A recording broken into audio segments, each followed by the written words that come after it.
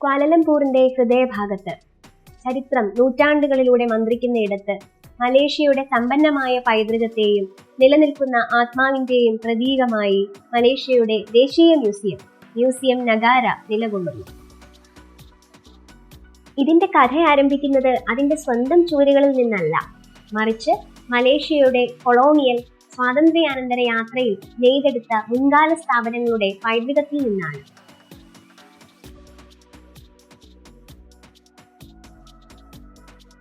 മലേഷ്യയുടെ museum പാരമ്പര്യം 1883 British colonial government തായ്പിങ്ങിൽ Perak museum സ്ഥാപിച്ചതോടെ ആരംഭിച്ചു.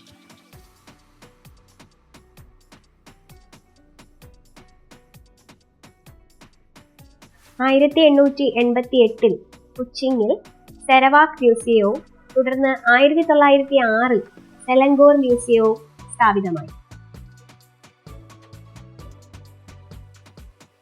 കൊളോണിയൽ ഭരണത്തിന് കീഴിൽ ജനിച്ച ഈ ആദ്യകാല മ്യൂസിയങ്ങൾ പ്രാദേശിക പൈതൃകവും സാമ്രാജ്യത്വ ജിജ്ഞാസയും പ്രതിഫലിപ്പിക്കുന്ന കലാസൃഷ്ടികൾ, ചരിത്രം, സാംസ്കാരിക നിധികൾ എന്നിവയുടെ ശേഖരണ കേന്ദ്രങ്ങളായിരുന്നു.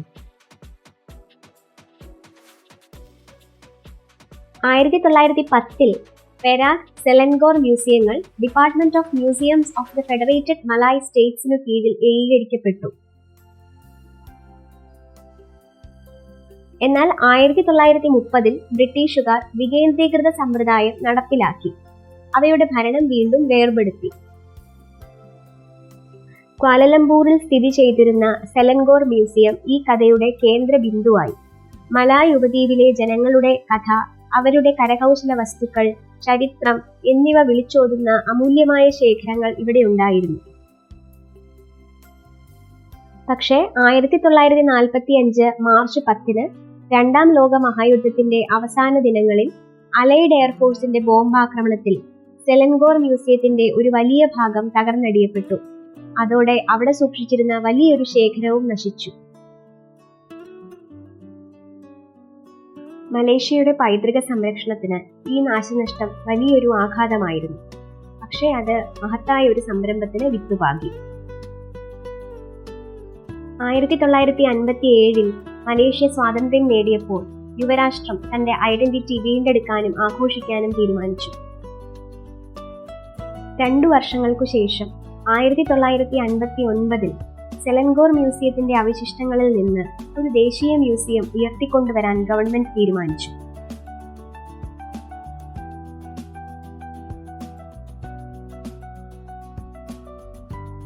ആയിരത്തി 1962 നിർമ്മാണം ആരംഭിച്ച മ്യൂസിയം നഗാര 1963 ഓഗസ്റ്റ് 31 മലേഷ്യയുടെ സ്വാതന്ത്ര്യത്തിന്റെ 6ാം വാർഷികത്തോടനുബന്ധിച്ച ഒരു ചരിത്ര ദിനത്തിൽ ഉദ്ഘാടനം ചെയ്യപ്പെട്ടു.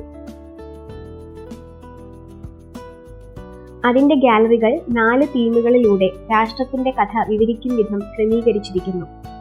ആദ്യകാല ചരിത്രം, മലായ് രാജ്യങ്ങൾ, കൊളോണിയൽ യുഗം, ആധുനിക മലേഷ്യ, പുരാതന കല്ലുപകരണങ്ങൾ മുതൽ രാജകീയ ശോഭ വരെ. അവിടുത്തെ ശേഖരങ്ങൾ സന്ദർശകർക്ക് കാലത്തിലൂടെയുള്ള ഒരു യാത്ര വാഗ്ദാനം ചെയ്യുന്നു.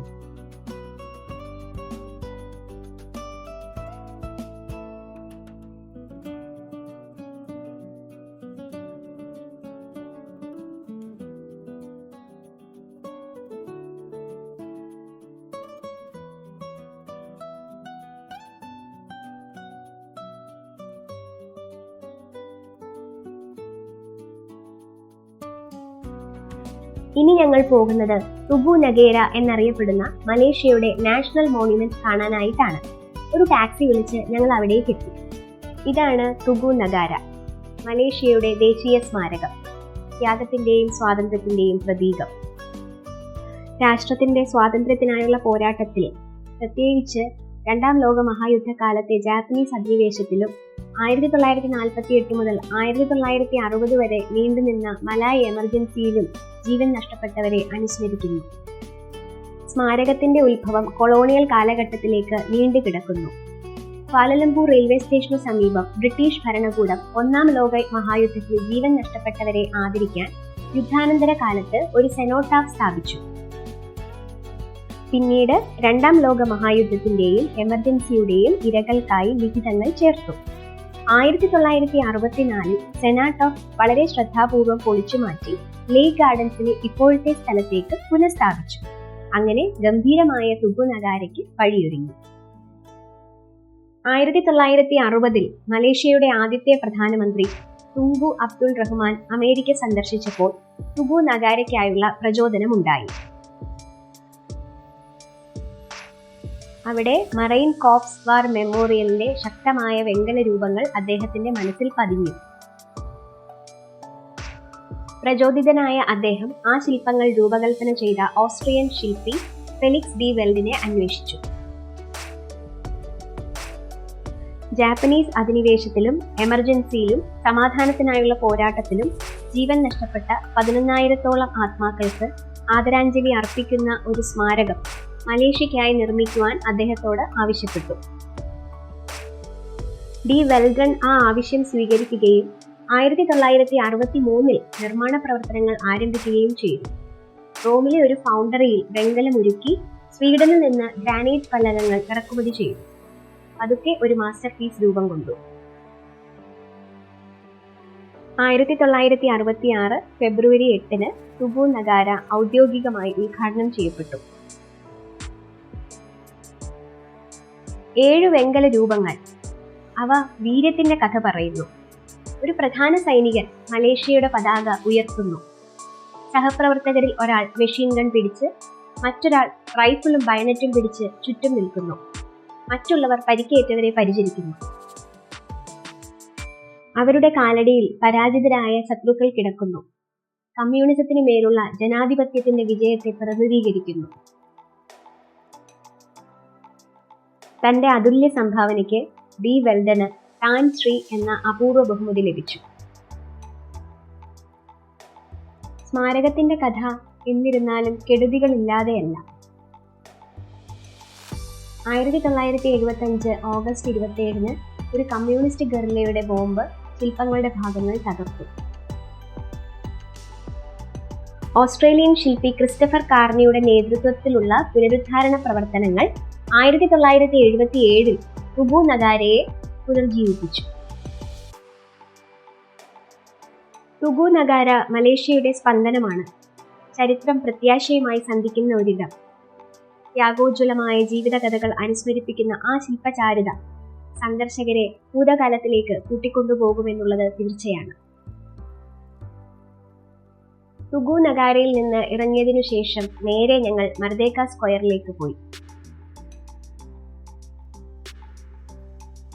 ഇത് വെറും ഒരു തുറന്ന മൈതാനമല്ല. മലേഷ്യ സ്വാതന്ത്ര്യം പ്രഖ്യാപിച്ച പവിത്രമായ ഭൂമിയാണ്. സ്വാതന്ത്ര്യത്തിന്റെയും ഐക്യത്തിന്റെയും പുതിയ തുടക്കത്തിന്റെയും പ്രതീകം.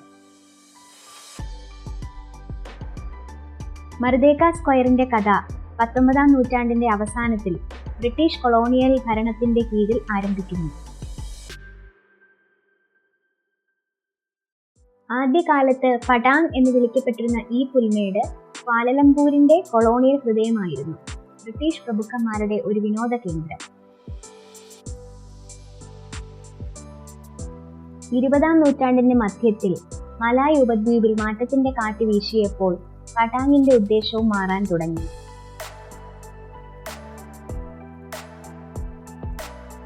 ആയിരത്തി 1950-കളോടെ മലേഷ്യയുടെ ആദ്യത്തെ പ്രധാനമന്ത്രിയായ തുങ്കു അബ്ദുൾ റഹ്മാൻ നേതൃത്വം നൽകിയ സ്വാതന്ത്ര്യ സമര പോരാട്ടം തടുക്കാനാവാത്തതായി മാറി. ഒരു ചരിത്ര നിമിഷം സമാഗമമായി. പടാങ് അതിനുള്ള വേദിയായി തിരഞ്ഞെടുക്കപ്പെട്ടു. 1957 ഓഗസ്റ്റ് 31 അർദ്ധരാത്രിയോടെ പടാങ് മർദേക്ക സ്ക്വയറായി മാറി. അർത്ഥം സ്വാതന്ത്ര്യ ചത്വരം. അന്ന് ആ അർദ്ധരാത്രിയിൽ വൻ ജനാവലിയെ സാക്ഷിയാക്കി യൂണിയൻ ജാക്ക് താഴ്ത്തപ്പെട്ടു. 95 മീറ്റർ ഉയരമുള്ള ലോകത്തിലെ ഏറ്റവും ഉയരം കൂടിയ ഫ്ലാഗ് പോളുകളിലൊന്നിൽ മലായൻ പതാക ആദ്യമായി ഉയർന്നു.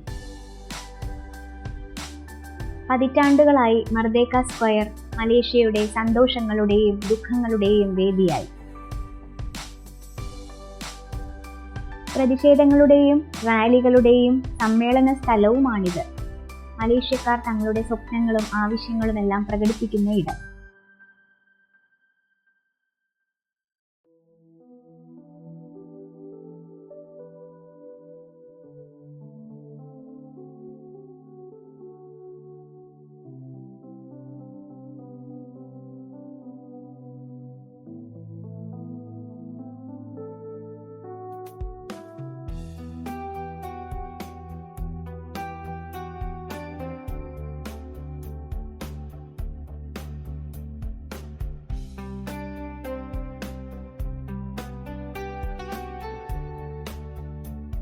മർദേക്ക സ്ക്വയർ കണ്ടു കഴിഞ്ഞ് ഞങ്ങൾ നേരെ ഷോപ്പിംഗ് സ്ട്രീറ്റായ പെത്തലിംഗ് സ്ട്രീറ്റിലേക്ക് നടന്നു.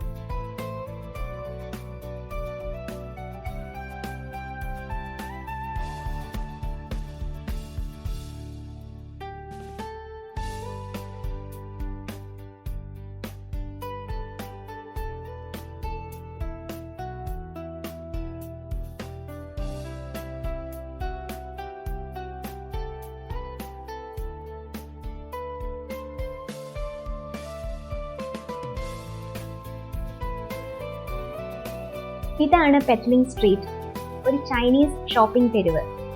നാളെ ഉച്ചവരെ ഞങ്ങൾ മലേഷ്യയിലുള്ളൂ. ഓർമ്മയ്ക്കായി കുറച്ച് സാധനങ്ങളൊക്കെ വാങ്ങണം. ഷോപ്പിങ്ങിനു ശേഷം ഞങ്ങൾ ആകാംക്ഷയോടെ കാത്തിരുന്ന ഒരു കാഴ്ചയിലേക്ക് യാത്ര തിരിച്ചു. KL ടവറിന്റെ മുകളിൽ നിന്നുള്ള നഗരത്തിന്റെ രാത്രി കാഴ്ച. പെട്രോണാസ് ട്വിൻ ടവറും മർദേക്ക ടവറും പ്രകാശത്തിൽ തിളങ്ങി നിൽക്കുന്നത് ഒരു അത്ഭുതകരമായ കാഴ്ചയായിരുന്നു.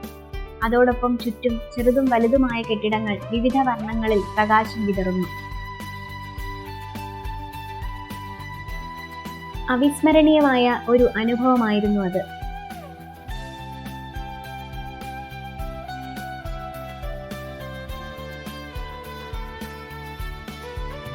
അതിശയത്തോടെ ഞങ്ങൾ ആ കാഴ്ച കുറെ നേരം കണ്ടിരുന്നു, നന്നായി ആസ്വദിച്ചു. ആദ്യമായാണ് ഞങ്ങൾ അങ്ങനെ ഒരു കാഴ്ച അനുഭവിക്കുന്നത്, ആസ്വദിക്കുന്നത്.